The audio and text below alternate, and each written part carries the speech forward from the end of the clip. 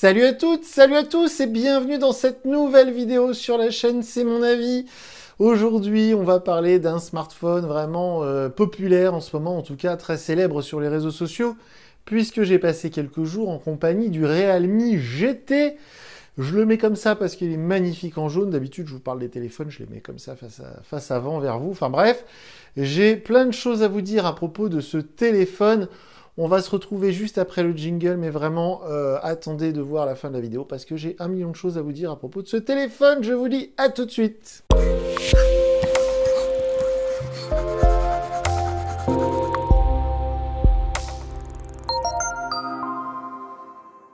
Donc, comme je vous le disais, j'ai passé quelques jours en compagnie de ce Realme GT. Alors, si vous me suivez sur les réseaux sociaux, vous avez vu plein de publications de ma part à propos de ce smartphone. Il est sorti il y a déjà au moins 3 ou 4 mois. Bien évidemment, si vous vous intéressez à ce téléphone, allez d'abord visionner la vidéo déballage. J'avais déballé ce téléphone avec vous en vidéo il y a quelques jours. Et j'ai passé quasiment une semaine en sa compagnie. Alors celui-ci, en plus, je l'ai bien testé dans le sens où je suis parti avec en week-end carrément en Italie. Donc j'ai pris plein de photos. J'ai utilisé le GPS à mort. J'ai fait du jeu. J'ai utilisé le Wi-Fi, la 4G, la 5G, tout. Bref, j'ai vraiment fait mon avis, c'est le cas de le dire, sur ce smartphone. Petit point, petite précision, avant de vous parler un peu plus en profondeur de ce téléphone, comme d'habitude sous la vidéo, je vous mets le lien vers la fiche technique GSM Arena, vers ma galerie Google Photos, comme ça vous pourrez voir par vous-même la qualité photo.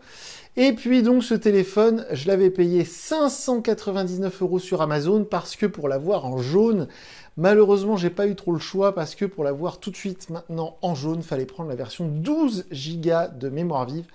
Mais bien évidemment, il existe en version 8 Go, et son tarif officiel, on va dire en version 8 Go, c'est autour des 400 €. Il était même dispo pendant un très bref instant sur AliExpress à 369 €. Mais son prix officiel, on va dire, c'est 400-450 en 8 Go. En 12 Go, on est plutôt vers les 600 €. Ceci étant dit, donc, on rentre tout de suite dans le vif du sujet. Est-ce que j'ai adoré, est-ce que j'ai moins aimé à propos de ce téléphone ? Autant vous dire tout de suite, je vais vous spoiler un petit peu la fin de la vidéo, mais je suis mi-figue, mi-raisin, on va dire, c'est une expression du siècle dernier, parce que c'est un peu comme le Xiaomi Mi 11 Lite que j'avais tellement attendu. Eh bien, ce Realme GT, j'ai eu tellement de mal à l'avoir, je l'ai tellement attendu, et il avait l'air tellement cool, que du coup, je dirais que je suis un peu déçu, en fait. Donc on va commencer par les points positifs. Ce que j'ai adoré et ce que j'adore toujours, c'est son design. Alors évidemment, moi j'adore les téléphones colorés, j'adore cette couleur jaune, j'adore ce cuir vegan. Alors cuir vegan, ça me fait rire, c'est du plastique, hein. On va pas nous la faire. Donc c'est du plus bel effet, c'est très chouette, ça impressionne tout le monde. Dès que je le sors quelque part, tout le monde me dit « Waouh, il est fantastique ce téléphone, ça change ». C'est vrai que ça change, c'est vraiment un design qui se démarque. Donc si vous voulez vous faire remarquer ce Realme GT en jaune, c'est le meilleur choix en ce moment. Il est vraiment très beau. Alors je reviendrai en fin de vidéo sur un défaut que j'ai pu constater au cours des quelques jours passés en sa compagnie. Mais c'est vrai que moi, je suis fan du design. En plus, c'est un smartphone qui est pas trop lourd. Le poids est vraiment contenu. La taille et le format aussi, c'est pas un trop grand téléphone. Je le mets souvent en concurrence avec le Poco F3, mais le Poco F3, il est très massif, très lourd, il n'est pas très sexy au niveau du design. En tout cas, moi, je le trouve un peu mastoc. Je trouve que ce Realme GT est beaucoup plus fin, beaucoup plus chic. Et d'ailleurs, petite précision, au niveau du design, quand vous le choisissez en jaune cuir vegan, ils appellent ça Racing Yellow, jaune course, et bien en fait, il est un peu plus épais que la version bleue ou noire. Pourquoi ? Parce que tout simplement, ils ont collé cette espèce de cuir vegan, comme ils disent, par-dessus la vitre arrière, qui peut-être est noire d'ailleurs. Donc du coup, il est un petit peu plus épais que si vous le choisissez en bleu ou en noir. Par contre, il est vachement plus beau. En tout cas, c'est mon humble avis. Aussi, ce que j'ai adoré, ce que j'adore toujours, c'est l'écran AMOLED 120 Hz. Alors ça aussi, c'est quelque chose qu'on retrouve sur le concurrent, le Poco F3. Mais c'est vrai que c'est un vrai bonheur au quotidien d'avoir cette fréquence de rafraîchissement à 120 images secondes. C'est un vrai kiff. Quoi qu'on fasse dessus, que ce soit les réseaux sociaux, du jeu vidéo ou même la navigation Internet, c'est super fluide. Et grâce aussi aux performances, je vais y revenir dans un instant. Mais c'est vrai que cet écran 120 Hz AMOLED, c'est un vrai bonheur. Il est de très bonne qualité, les couleurs sont magnifiques. Et on est presque en borderless. On est presque comme sur les Mi 11 Xiaomi, très cher évidemment. Mais on n'a quasiment pas de bordure, donc ça c'est un vrai confort. Je reviendrai juste après sur la luminosité, parce que ça c'est un petit problème que j'ai rencontré. Alors aussi dans les points positifs, la charge. Alors ça, j'en ai parlé sur les réseaux sociaux, je vous en parle à nouveau maintenant. Mais alors là, la charge rapide, c'est une charge super méga rapide, sa mère. Je suis désolé de dire ça. 65 watts, ça charge, mais du feu de Dieu. 100%, c'est 30 minutes. C'est super rapide en 10%. En 10 minutes, on fait 30% à peu près. Donc, j'ai jamais eu un téléphone qui charge aussi vite. C'est vraiment de la magie noire, c'est fantastique. Alors bien évidemment, il faut utiliser le chargeur et le câble qui sont fournis avec le téléphone. Mais si vous faites ça, bah, vous n'avez plus de problème de batterie parce que il suffit d'un quart d'heure et on retrouve 50%. C'est vraiment magique. Ça marche super bien. En plus, le téléphone ne chauffe pas trop. Il chauffe même pas du tout. C'est assez bluffant. Donc ça, c'est un vrai point positif. C'est un gros point positif. Et le second point positif, je passe tout de suite sur les performances. Parce qu'évidemment, ce processeur Qualcomm Snapdragon 888, c'est l'un des meilleurs processeurs actuellement, en tout cas en 5G. Ça marche du feu de Dieu. Au niveau des jeux vidéo, c'est pas le Snapdragon lui-même, c'est le Adreno 620 ou je sais plus quoi, la puce graphique qui va faire les jeux en 3D. C'est très rare, mais j'ai installé plein de jeux, je vais vous montrer. J'ai installé 1, 2, 3, 4, 5, 6 jeux, parce que c'est un peu comme si on vous prête une Ferrari, vous allez avoir envie de faire de la route, quoi. Vous allez avoir envie de rouler dans des belles routes. Bah là, quand on a un tel téléphone avec 12 Go de mémoire vive et un tel processeur, bah on a envie de jouer parce que tout est super fluide, les graphismes sont magnifiques. J'ai téléchargé le nouveau jeu, là, Dragon Ball Z de Dokkan, je sais pas quoi. C'est vraiment kiffant, quoi. L'image est top en plus. On va sur cet écran 100 Hz, c'est vraiment magnifique. Aussi quelque chose qui est à mettre au crédit de ce smartphone, c'est les capacités photo. Le capteur 64 mégapixels Sony fait bien son travail, les photos sont très belles, comme d'habitude, et je vous l'ai déjà dit en début de vidéo, allez voir sous la vidéo, je vous mets le lien vers ma galerie Google Photos, vous pourrez voir la qualité des photos que j'ai prises avec ce téléphone. Les photos selfie sont très belles aussi, les photos en zoom x2 sont très nettes, le grand angle marche très bien, donc là c'est du tout bon niveau photo, il n'y a rien à redire là-dessus. Et aussi, un petit détail, mais moi j'adore ça, vous le savez si vous me suivez souvent, si vous regardez mes vidéos régulièrement, il y a le son stéréo sur ce Realme GT, c'est-à-dire que quand vous allez regarder une vidéo ou quand vous allez jouer à un jeu justement, ou si vous regardez une série sur Netflix, le son va sortir ici, mais il va sortir là également, et il est très puissant des deux côtés, c'est-à-dire que vraiment quand on met à fond, que ce soit le GPS, des podcasts, de la musique, le son ne grésille pas, il ne crache pas et le son est hyper volumineux. Donc ça, c'est un vrai point positif. Je précise que le Poco F3 avait également cette fonctionnalité. Aussi quelque chose que j'adore, grâce à l'écran AMOLED et grâce à Realme UI, je vais y revenir dans un instant. Je ne sais pas si je vais réussir à vous le montrer. Voilà, c'est le Always On Display. Alors je ne sais pas si vous allez bien voir, mais en fait le Always On Display fait que l'écran, on peut choisir de le laisser toujours allumé avec l'heure, le pourcentage de batterie, les notifications, et puis le petit logo ici où on pose le doigt. Ça me permet d'enchaîner sur cette capacité à lire les empreintes à travers l'écran. Ça, moi, vous le savez, je suis fan de cette technologie. Il n'y a pas de lecteur d'empreintes sur le bouton, il y a un lecteur d'empreintes sous l'écran et ça marche super bien. Moi, j'adore ça. Et là, on va basculer du côté obscur, on va basculer du côté des choses que j'ai un petit peu moins aimées et qui, justement, m'ont un peu gâché le plaisir. Parce que, bon, je fais un peu la fine bouche. C'est un très chouette téléphone. À 600 €, on peut pas se plaindre. Enfin, si, justement, parce qu'on met beaucoup de sous. Donc, on a de grosses attentes. Mais ce que je veux dire, c'est que si demain, quelqu'un vous offre ce téléphone, vous pourrez pas vous plaindre. C'est un super smartphone. Il n'y a rien à dire là-dessus. Realme UI, je voulais vous en parler rapidement, je vais le faire maintenant.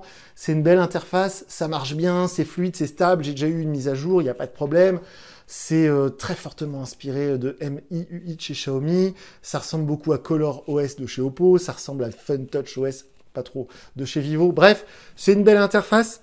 Moi, j'ai tendance à préférer OxygenOS chez OnePlus. J'ai tendance à préférer un petit peu le nouveau MIUI 12.5 qui est sorti, qui est un peu plus abouti et qui a plein de petits détails que moi j'apprécie beaucoup. Mais bon, sinon ce Realme UI marche bien. Mais justement, on passait là-dessus. Pourquoi ? Parce que pour moi, le point négatif de ce téléphone, et là c'était vraiment une surprise, une réelle déception, entre guillemets, parce que attention, faut modérer mes propos, c'est l'autonomie. Alors, est-ce que c'est justement Realme UI qui est pas très optimisé ? Est-ce que c'est le Snapdragon 888 qui est très énergivore?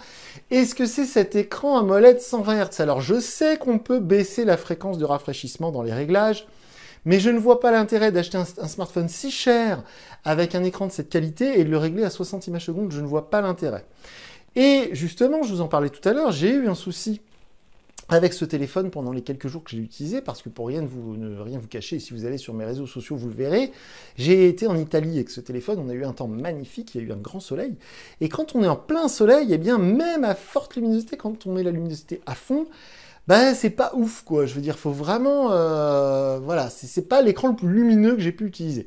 Alors c'est pas grave, là vous voyez il est réglé à fond, c'est voilà, c'est correct, c'est pas éblouissant quoi. Hein. Donc je ne connais pas les nits. Vous savez, on peut mesurer la luminosité d'un écran avec les nits, N-I-T-S. Je ne connais pas la luminosité de cet écran en nits, mais je pense qu'elle n'est pas incroyable. Donc faut le savoir avant de l'acheter. Et donc l'autonomie, je reviens à ça. Eh bien, je pense que c'est un mélange de tout ça, parce que la batterie elle fait 4500 mAh. J'ai testé plein de smartphones avec une batterie de ce genre-là il y a pas longtemps, dans les semaines qui ont passé. Et d'habitude, avec 4500 mAh, on a une très bonne autonomie, enfin une autonomie qui est vraiment dans la moyenne actuelle. Mais avec ce smartphone, pour être très honnête, j'ai fait beaucoup de navigation GPS et ça fait longtemps que j'avais pas eu un smartphone Android qui était aussi faiblard sur l'autonomie en navigation sur Waze. C'est-à-dire qu'au bout de 2 ou 3 heures de route, il y a déjà plus de 20% de batterie et ça fait très longtemps que j'avais pas vu ça. Donc je sais pas, voilà, est-ce que c'est à cause de l'écran qui est réglé tout le temps à fond, parce que du coup justement la luminosité est assez faible, donc il se met à fond et puis du coup il consomme beaucoup d'énergie. Est-ce que c'est le Snapdragon derrière qui tourne tout le temps? Je sais pas. Est-ce que c'est Realme 8 qui est pas très optimisé? Je ne sais pas, mais l'autonomie est pas exceptionnelle. Pour un usage normal, c'est-à-dire des notifications, des réseaux sociaux, quelques mails, des textos, bah vous tiendrez largement la journée, il n'y a pas de souci là-dessus. En jeu, j'ai fait du jeu avec, du jeu 3D, ça consomme pas trop non plus de batterie.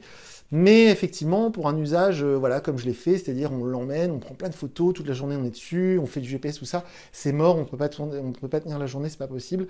Et donc dans un usage, on va dire, normal, voire modéré, vous pourrez tenir 2 jours, mais vraiment pas plus. Donc ça, pour moi, c'est un peu la déception de ce Realme GT. Il y a d'autres petites choses que j'ai notées. Il y a aussi pas de certification IP, c'est-à-dire que sur un smartphone à quand même 600 €, hein, on est à 599 € pour cette version 12 Go, bah, il n'y a pas de certification IP. Donc c'est-à-dire que si vous le faites tomber dans l'eau, c'est fichu. Alors qu'effectivement, certains smartphones proposés dans ces tarifs-là, par exemple le Sony Xperia 10.3 que j'ai testé il y a quelques jours, quelques semaines, il était certifié IP68, donc il était étanche. C'est pas le cas de ce Realme GT. Et enfin, une petite chose que j'ai remarqué, alors vous savez que moi je suis allergique à tout ce qui est coque, verre trempé, toutes ces choses-là. Donc le téléphone, pour moi, bah, il est vendu comme ça, je le mets comme ça dans ma poche, je m'en sers comme ça. Alors pas avec des clés ou des pièces de monnaie, hein, faut pas être bête non plus.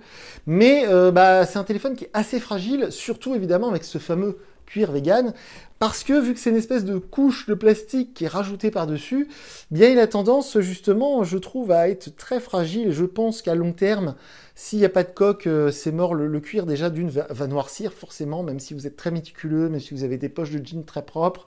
Au bout d'un moment, à force de le manipuler, moi je sais que je l'ai mis dans la portière de la voiture, tout ça, c'est sûr et certain que le jaune va devenir un peu noir dans les coins, ça c'est sûr, à 200%. Et aussi un truc tout bête que j'ai remarqué, c'est que les petites lettres Realme, alors c'est très très beau, hein, c'est très joliment fait. En fait, c'est des petites lettres un peu en chrome comme ça, mais elles sont collées. Elles sont collées et donc là c'est pareil, c'est sûr à 200%. Au bout d'un an, même pas, les lettres elles se sont barrées. Donc voilà. Ça c'est pareil, c'est bon à savoir. C'est-à-dire que c'est pas un vrai défaut du téléphone, je suis d'accord. Si vous le prenez en bleu ou en noir, ça ne vous concerne pas. Mais si vous flasher comme moi sur ce téléphone pour le design en l'occurrence, et bien du coup il faut savoir que si vous le gardez, enfin si vous avez l'intention de le garder, je sais pas, 2-3 ans, il va forcément mal vieillir entre guillemets.